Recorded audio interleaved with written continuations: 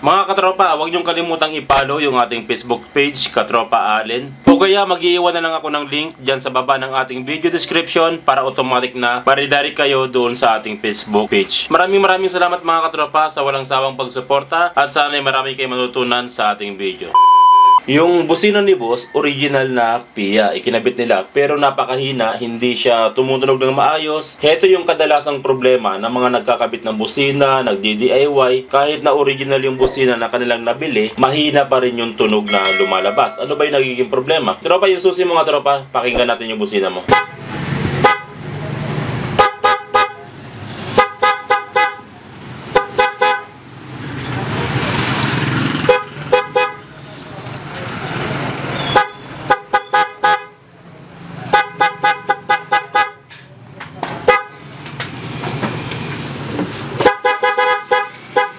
So yun nga yung tunog ng busina ni boss. Medyo naghihiwalay yung high and low niya, pero hindi ko alam kung mapipick up ng ating mic. Pero sa actual, naghihiwalay yung high and low niya. Ngayon, tatanggalin natin tong kanyang busina. Aalamin natin kung paano ito wiring ng gumawa. Sa busina mga katropa, meron tayong tamang gauge ng wire na ginagamit. Dapat 16 or 14 gauge na wire, pasok na yon. At meron din tayong tamang pagkakabit. Hindi lang to basta-basta kinakabit. Kailangan to ng relay. O kaya pag gumamit ka man ng relay, dapat tama yung paggamit mo at tama yung proseso ng pagkaka-wiring mo doon sa relay.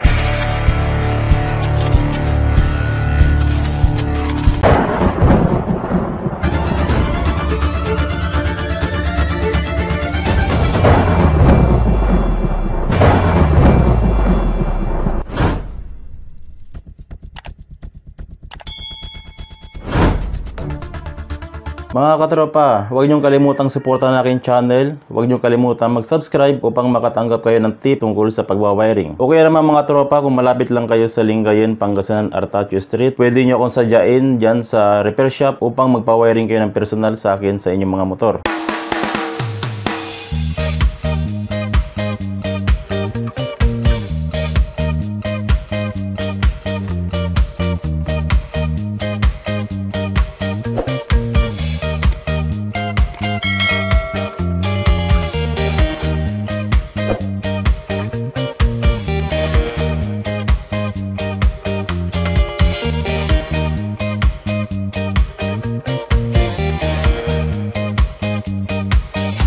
So, heto na nga yung busina ni tropa. Yung ginamit nilang gauge ng wire, nakasakit lang, tapos medyo manipis. Yung wire na ginamit nila, pang ilaw-ilaw lang to. Ito yung ginagamit sa mga accessories na ilaw. So, hindi pa pwede sa busina yung ganito. Ito yung wire niya. Ayan, manipis masyado. Huwag kayong gagamit sa busina ng wire na manipis. Kasi hindi rin siya tutunog ng maganda kahit na tama yung pagkaka-wiring nyo. Tapos gumamit naman siya ng relay dito. Tama naman, kailangan ng relay. Pero ang pinagkuhaan niya ng supply doon sa mismong switch ng motor o sa susian ng motor kumuha ng supply. Ngayon mga katropa, gumamit ka ng relay. Pero kumuha ka naman ng supply doon sa mismong susian, hindi rin siya tutunog ng maganda. Ang purpose ng relay dito sa ating busina mga katropa, ang purpose ng ating relay para ma-erekta natin yung busina doon sa mismong battery. Ngayon, pag nirekta mo sa battery, yung iba nagtataka, sasabihin nila, baka tumunog yung busina kahit na hindi nakasusi. So, mali po yun. Ang relay, nakatrigger siya doon mismo sa susian, kaya hindi siya tutunog kapag hindi nakasusi.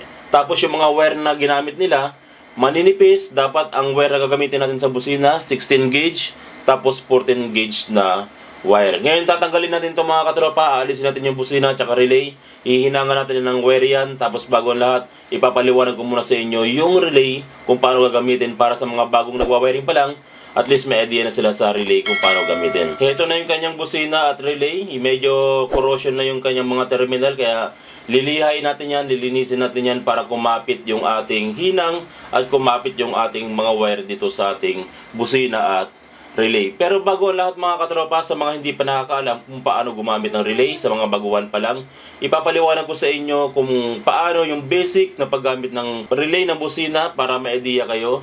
Sa relay, meron tayong makikita mga numero o mga number dito na nakalagay. Focus muna natin.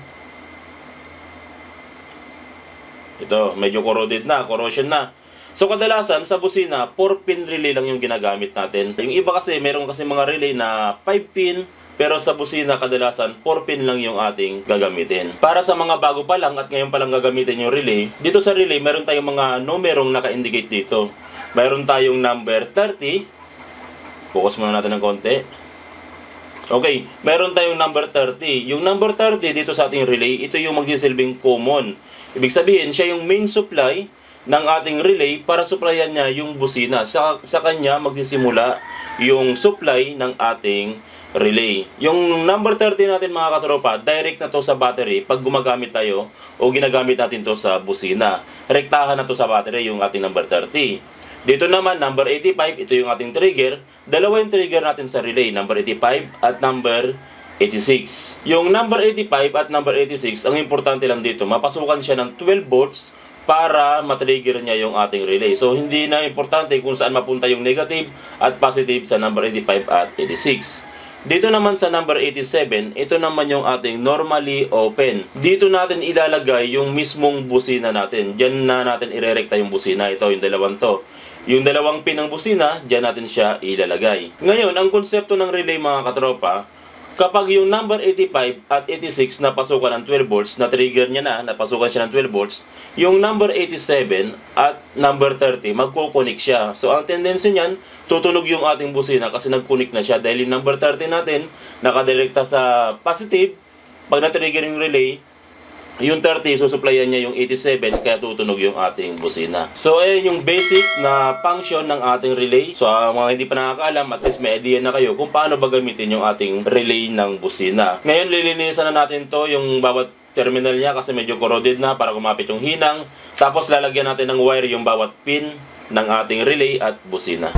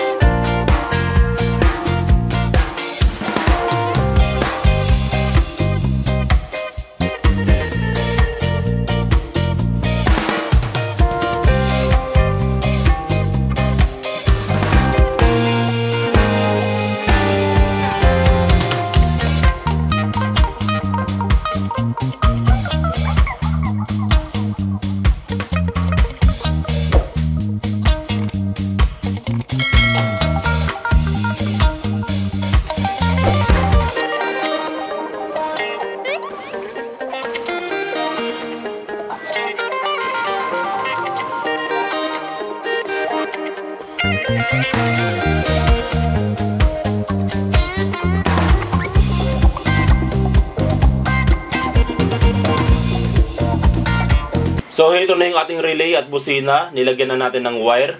Sa relay, mga katropa, yung number 87 ng ating relay, focus muna natin para makita nyo. Ito. Yung number 87 ng ating relay, nilagyan natin ng wire pero maikli lang kasi irerekta natin to doon mismo sa ating busina. Pero yung number 30 natin o common, hinabaan natin siya ng wire kasi nga rekta mismo doon sa positive ng battery at huwag na huwag tayong kukuha doon sa mismong susian ng ating motor. Tapos ito naman yung dalawang busina natin, nilagyan natin siya ng wire. Tig-dalawang wire yan kasi tig-dalawang pin bawat busina. Okay na lahat to mga katropa, pwede na tayo magsimula mag-wiring sa ating motor at ibabalik na natin yung busina doon sa motor ni Tropa. So ito na nga mga katropa, nasa uli na natin yung busina ni Tropa. Ikinabit natin siya doon sa dating pinagkabitan pa rin ng gumawa. Pero kung mayroon kayong ibang pagkakabitan, walang problema. Basta importante, komportable yung busina. Ang gagawin natin mga katropa dito sa ating busina, mayroon tayong tig-dalawang wire bawat busina. Ang gagawin natin, pagsasamahin natin sila bawat isang wire. Yung isang wire ng kabila, tapos yung isang wire din ng kabilang busina, pagsasamahin natin. Katulad nito. Yan, ganyan ang gagawin natin. Pagsamahin natin silang dalawa.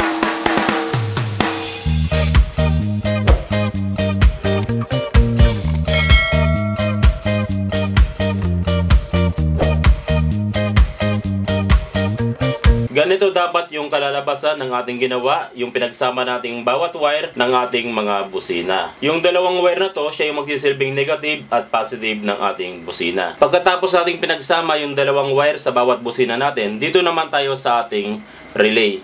Sa ating relay mga katropa, uunahin muna natin dito yung ating number 87 na relay o yung tinatawag nating normally open. Yung number 87, ilalagay natin dito kahit saan dito sa businang pinagsama natin na wire. Maaring dito or maaring dito sa kabila. Ang importante, yung number 87 ng ating relay o yung normally open natin, ilagay natin dito kahit saang wire dito sa ating pinagsamang busina. Yung number 87 ng ating relay.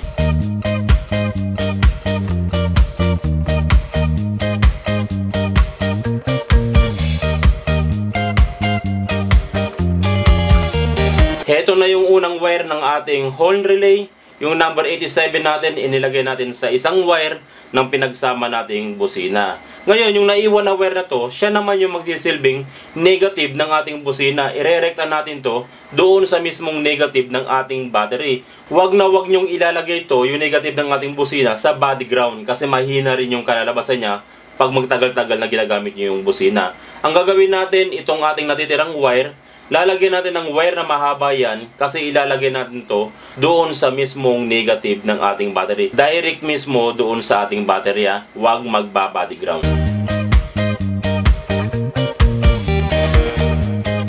So ito na yung isang wire ng ating busina mga katropa. Siya yung magsisilbing ground at irerekta ito sa ating battery. Ito na yung ating final na wiring na ginawa natin sa ating busina.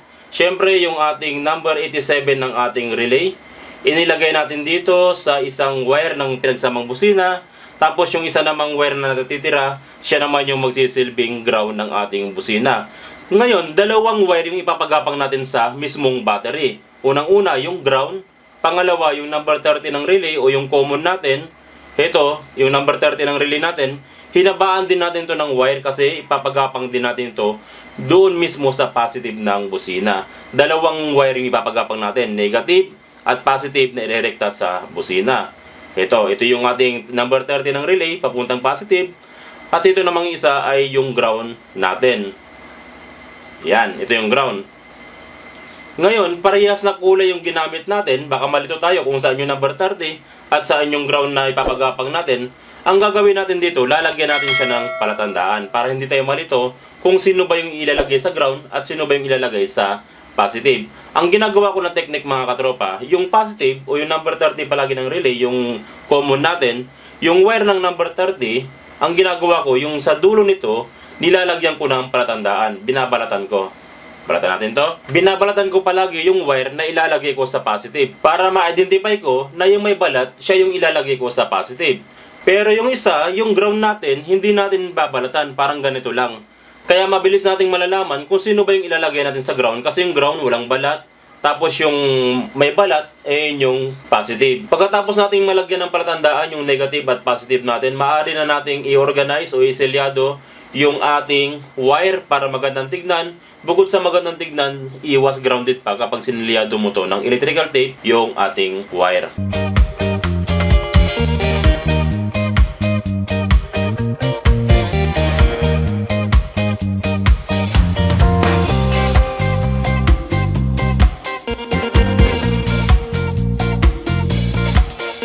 Ito na yung sinelyado nating wire na ilalagay natin mismo doon sa positive at negative ng battery. Kahit na sinelyadohan natin siya at pareha siya ng color coding, hindi ka pa rin maliligaw kasi nga mayroon tayong palatandaan. Hetong may balat, positive, o ito yung number 30 ng ating relay, yung common natin. Ilalagay natin to mismo doon sa battery ng positive at itong walang balat naman ay negative. So hindi kayo maliligaw o hindi tayo maliligaw kahit na sinelyadohan natin yung buong wire kahit parehas na coding. Sa ganitong pamamaraan, ma-identify nyo kung sino yung negative at positive sa ating wire. Pagkatapos nating masilyaduhan yung ating wire, maaari na natin itong ipagapang doon mismo sa ating battery. Pagapang muna natin itong wire na to. Heto na yung wire na pinagapang natin mga katropa. Siyempre hindi tayo maliligaw kasi yung may balat, dito natin ilalagay sa positive ng ating battery. Ayan, direct yan. At syempre yung walang balat doon sa ating negative ng battery. Direct din sa ating battery. Pagkatapos nating mailagay yung negative at positive doon sa ating battery, dito naman tayo sa ating relay. Sa relay, meron tayong dalawang pin na natitira. Yung 85 at 86. Yung 85 at 86, siya yung magsisilbing trigger ng ating relay o relay ng busina. Ang gagawin natin dito sa 85 at 86, since na siya yung trigger natin, sila yung magsisilbing trigger, ito yung sakit ng busina kung saan tinanggal mo yung stop, dito natin ilalagay sa 85 at 86 ng relay. Walang problema kung saan mapunta yung orange wire at green wire dyan. Ang importante, yung pinagtanggalan mo ng stock na busina, yung sakit nun, ilalagay mo lang dito sa 85 at 86. Tapos na tayo sa ating wiring, tapos na tayo sa ating relay at busina. Subukan natin isusi. Nakasusi na pala. Susi natin uli. Tapos subukan natin yung kanyang busina.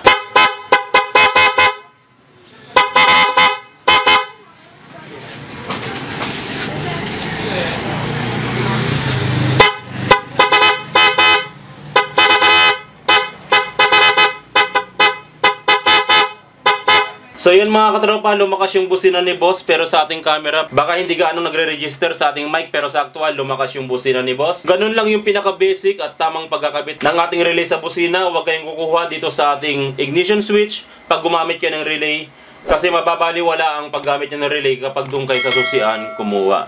Yun lang mga katropa, maraming salamat sa walang sawang pagsuporta. Sana mayroon kayong natutunan ngayong araw na to. Kahit basic man to, at least malaking bagay sa pagdi-DIY ninyo o sa paghahanap buhay niyo sa trabaho. Maraming salamat mga katropa. God bless at ingat sa pagwawiring.